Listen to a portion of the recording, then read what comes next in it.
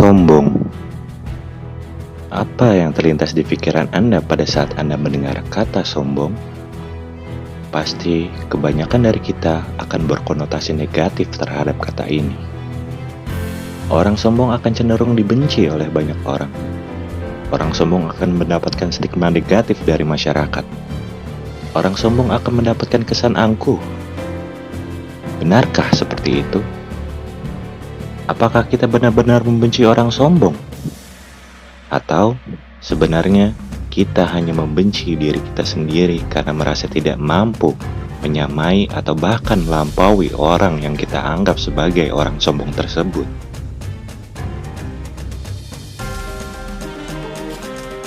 Pernahkah terfikir dalam benak kalian bahwa ternyata sombong ternyata dibutuhkan? Bahkan bukan hanya dibutuhkan, akan tetapi kita manusia memang perlu memilikinya jika ingin lebih maju dengan penerapan yang tepat. Sekarang mari kita bayangkan sebuah dunia tanpa secuil pun kesombongan. Kita akan memberikan sedikit contoh. Andaikan saja ada sebuah perusahaan yang sedang launching produk terbarunya, dan kemudian mereka mulai promosi dengan beriklan di berbagai media. Apa yang akan dikatakan perusahaan tersebut terhadap produk yang baru mereka launching tersebut?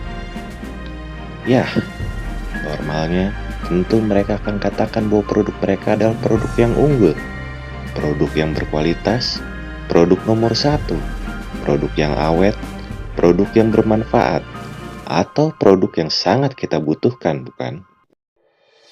Ini adalah salah satu bentuk kesombongan dengan penerapan yang tepat. Kenapa disebut sebagai kesombongan? Karena sejatinya kita tahu bahwa belum tentu produk tersebut benar-benar sebagus apa yang mereka katakan. Akan tetapi mereka tetap mengatakan hal itu dengan rasa percaya diri, agar orang percaya dan kemudian tergerak untuk membelinya. Dan bisa Anda bayangkan ketika kesombongan itu dihilangkan? Iklannya mungkin akan jadi berbunyi seperti ini. Produk kami biasa-biasa saja. Tidak ada yang istimewa dari produk kami. Produk kami kurang awet. Produk kami kurang nyaman dipakai. Banyak produk lain yang lebih bagus dari produk yang kami launching ini. Bisa Anda bayangkan dunia yang seperti ini? Atau contoh lain, Anda pernah melihat seorang model berjalan di atas catwalk? Mereka berjalan dengan anggun dan penuh percaya diri. Ekspresi wajah yang angkuh, dengan dagu agak terangkat ke atas, mengesankan bahwa mereka adalah orang-orang high class, mendominasi, cantik atau tampan dan menarik. Selain daripada kita hanya melihat pakaiannya, kita juga melihat sosok di balik yang memakai pakaian tersebut, bukan? Apa yang mereka tonjolkan dari penampilan mereka di atas catwalk, sehingga mereka bisa tampak begitu menarik? Lagi-lagi adalah kesombongan dengan penerapan yang tepat. Mari kita bayangkan sekali lagi jika kesombongan itu tidak pernah ada. Mereka yang di atas catwalk itu akan berjalan dengan wajah menunduk malu, dengan gerakan atau cara berjalan yang kaku. Apakah itu akan menjadi menarik? Jawabannya jelas, tentu tidak. Contoh lain, artis, penyanyi, atau musisi di atas panggung, tentara, polisi, pengusaha, bahkan raja atau pemimpin negara, semua terlihat mendominasi, berkuasa, mempunyai power untuk membuat orang lain tunduk, sehingga tercapainya sebuah tujuan. Atau dengan kata lain, semua berawal dari kesombongan dengan penerapan yang tepat. Lalu bagaimana dengan kita, orang yang mungkin biasa-biasa saja? Apakah kesombongan itu perlu? Jawabannya, ya. Kesombongan itu tetaplah diperlukan jika kita ingin lebih maju. Kita sebagai manusia sejatinya selalu memiliki kelebihan maupun kekurangan. Tapi walaupun kita memiliki kekurangan, pastinya kita semua ingin untuk hidup lebih maju. Lalu jika kita ingin lebih maju, jika kita sepakat dengan hal itu, apa yang lebih harus kita tonjolkan kepada dunia? Kekurangan atau kelebihan yang kita miliki? Tentu saja, kelebihanlah yang harus kita tonjolkan.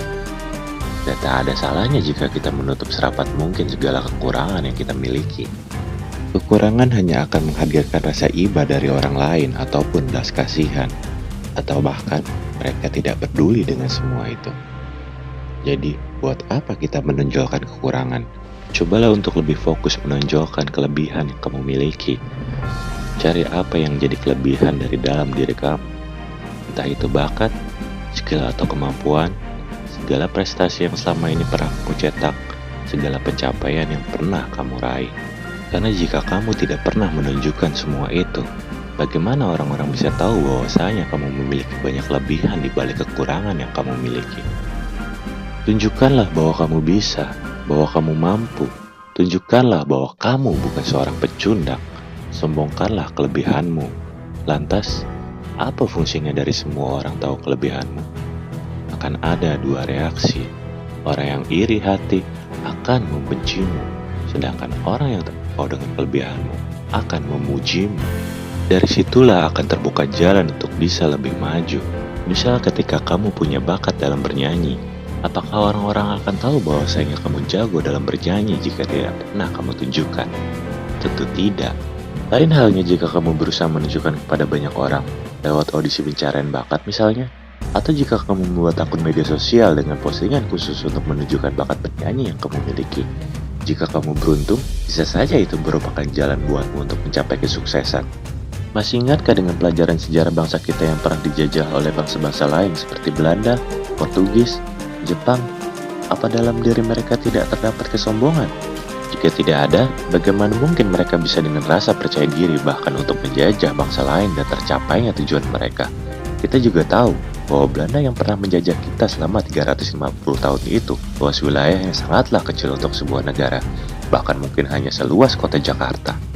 Ini bukan soal benar atau salah, kita semua tahu bahwa penjajahan adalah hal yang salah karena tidak berperi kemanusiaan.